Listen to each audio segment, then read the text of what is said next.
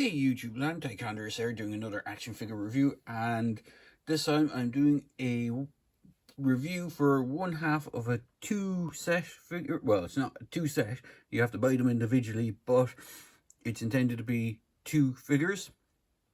And what this is the first half of the Crimson Twins, which I went with Xamot first over Tomax. So the Crimson Twins from Cobra from Gijoe are Xamot and Tomax. Basically, the basic ideas of them are they're identical twins, so they have reversed. They have a reversed look. So Xamot here would be, I wouldn't say he's the left hand one or the right hand. It doesn't really make a difference, but he's one of two twins, and they are part of a company called Extensive Enterprises, which they use to fund Cobra, basically. So we'll go through the box quickly. The box is number 45 in the line, so they have quite a lot of figures out there. You have an image of Xamot on the side. You have another image of Xamot on the opposite side in what looks like his business suit. You can see there's a kind of transition of his uniform, business suit, and then kind of goes back to uniform again. So you can see where the kind of extensive enterprises thing comes in, because they're CEOs. So in the cartoon, you'd normally see them wearing the uniform, the Crimson Twin uniform that they normally have, and then sometimes you'd see them wearing matching business suits but with reversed. So one would have a pocket on the left side and the other one would have a pocket on the right side, as a kind of a inverse or polar opposites uniforms. And then on the back of the box, you have this amazingly updated shot of all the characters and a few Easter eggy kind of characters from what I can see.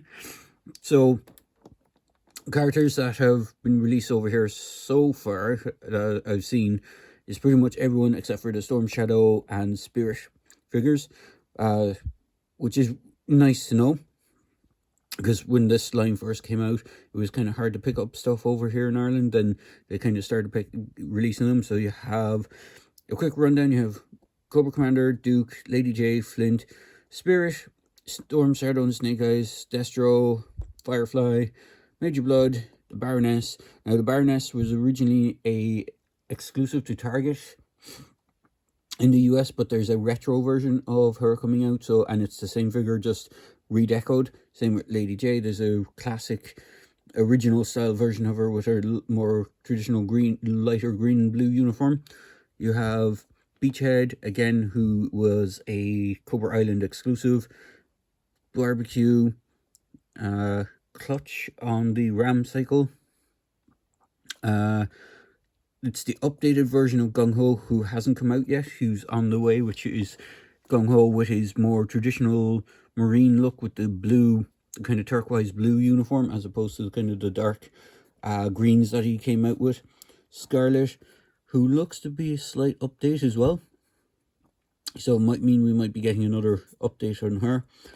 Roadblock, it's interesting they used the first version Roadblock. They didn't use the Amazon exclusive version for him, for the image. The Amazon exclusive version of Roadblock, which I did do a review of, is more closer to his original look. This one kind of takes elements from his version 2 look. Then you got the Red Ninjas, which have been released, the Cobra Troopers, the Vipers up in the corner, Crocmaster, who has been released, but I haven't managed to pick one up yet, the Alley Vipers. The only ones I don't see, oh no, they're there. They're just under a Firefly. I didn't see them originally, which is the Cobra Bat. So all in all, you have like everyone that's been released so far, and then you have the sneak image, which I think might be a sneak peek at the Hard Master, or at least the leader of the Arashikage clan. I know Storm Shadow was leader of them after the Hard Master was killed, so it's hard to tell whether it's supposed to be Storm Shadow or if it's meant to be one of the the different masters from the clan. It could be the Blind Master, the Hard Master, and I think there was the Soft Master, was the three kind of titled leaders of the clan. So it could be a nod that we might be getting more Arashikage ninja stuff. I know a lot of people who are fans of Gijoe aren't a big fan of all the ninja stuff, like everything turning into ninjas at some point. But it is what it is. So, and then on the side of the packaging you have his kind of bio card thing. So you have like a skull, a dagger, looks like a broken fence of some kind, and then whatever the heck this thing is. It looks like a throwing star with some sort of weird symbol on it. Now I think you can go to the website, which is gijoe.com, and I think it gives you a rundown of what these things are, but I've never really done that. But that's enough of the box. We'll go on to the figure. So I'll take his accessories off first, the ones that come loose in the box. So we'll run through those quickly. So it comes with a pair of matching daggers. Not sure if you can see that there. They're just done in black with a silver paint application for the blade. The handles are matching as far as I can tell, and it has two working sheaths for putting them into, so it doesn't matter which one goes into which. The sheaths are the same size for both daggers, so they would fit into them easily enough. And then he actually has this submachine gun, which looks like an MP5, and it looks very similar to the one that came with the movie version Baroness. Unfortunately, I don't have that figure beside me to double check comparison. There doesn't seem to be any additional paint applications on this. It's all done in black plastic. But what's interesting about this is it's a 3-piece gun. So you have the silencer piece, which comes off and it detaches, and you actually have a removable clip which clicks into place, and there's a small hole in the barrel for putting the silencer piece on. You still have another hole on the front of the silencer, so I'm assuming if you can get something like blast effects for shots and stuff like that, you were able to put that on the front. Depending on the size of the peg that's on it, you might be able to get it to fit.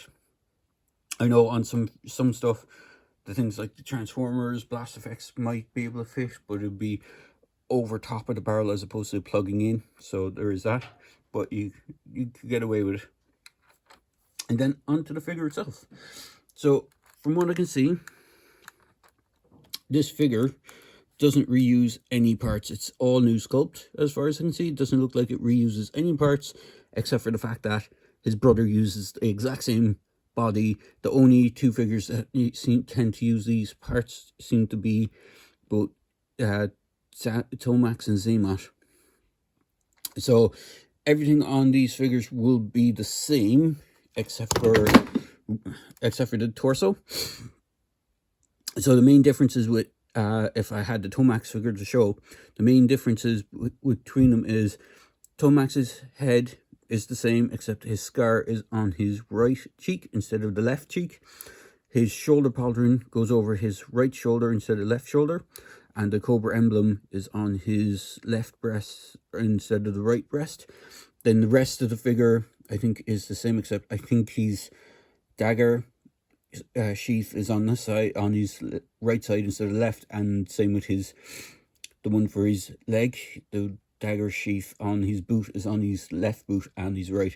Other than that, I think they're the exact same figure, and I think, I could be wrong, but I think his wrist communicator piece here is on his right arm instead of left. So it's basically they reversed or inversed the figures to give them the twins look. So it is fairly simple, and it's pretty much a reuse of the same parts, but they do look really good side by side. If I had the second guy to go side by side, they will look pretty good on the shelf together.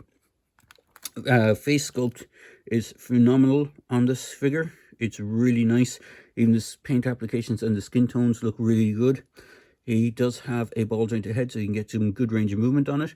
He does have an extra articulation point at the lower part of the neck where it attaches to the body, and the other part attaches to his head.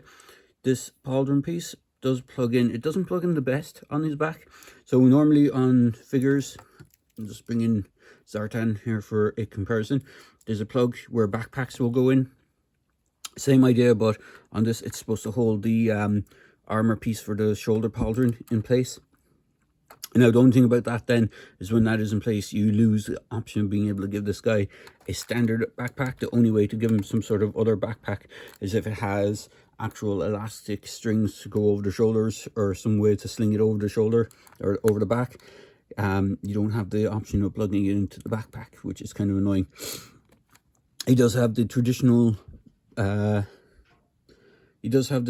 blue and red and silver color scheme that the original figures have. Now, I don't have an original figure. I do have the 25th anniversary ones, which I don't have handy, unfortunately, so I can't do a comparison with, but the color scheme is pretty much on par for those. You have silver boots.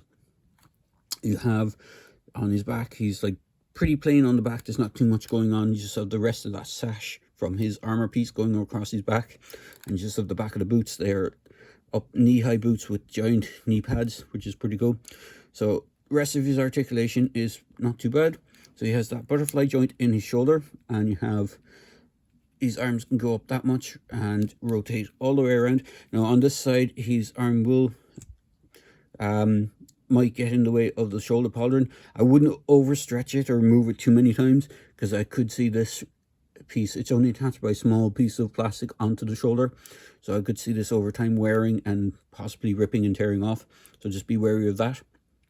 His arms have a bicep and double jointed elbows, which is quite nice. Gets just over 90-degree bend, or he gets over 90-degree bend on his elbows, which is quite nice. He has a wrist swivel and a hinge. What's interesting about his hands, now I'm not sure if these hands are reused from someone else. They could be, but the way they're done, they seem to indicate that they're not your standard trigger finger hands. So they could be intended for someone else later down the line. They could even be reused possibly for the Dr. Mindbender figure that we haven't gotten official release confirmation yet, or release date information. It's mainly because the way the hands are sculpted. If I just bring in good old Zartan again. So if you look at Zartan's hand, you can see it's clearly a trigger finger hand, whereas these ones have kind of two fingers splayed out like that, and then the rest of the hand is kind of in a grip, and then you have that. It doesn't tend to get in the way too much of putting the machine gun or the gun into his either hands. You can fit it in. It doesn't look too out of place, but it is interesting to note that the hands are a little bit different than your standard hand. And there is no additional swappable hands on these guys, but you can see that this wrist piece here is a separate, and same with this. This, if you were to pop the hands out off, this would slide off, which is indicative that this piece is swapped around on the Tomax figure. He does have the ab crunch, and go forward and back quite a bit. He has waist swivel, which is hidden quite nicely by the belt area. His legs can go forward and back. He has a thigh swivel. He has double jointed knees, which give him a good kick. And then you have a boot cut swivel. And then you have rocker ankles, and there's peg holes on the bottom of the feet, which is pretty cool. I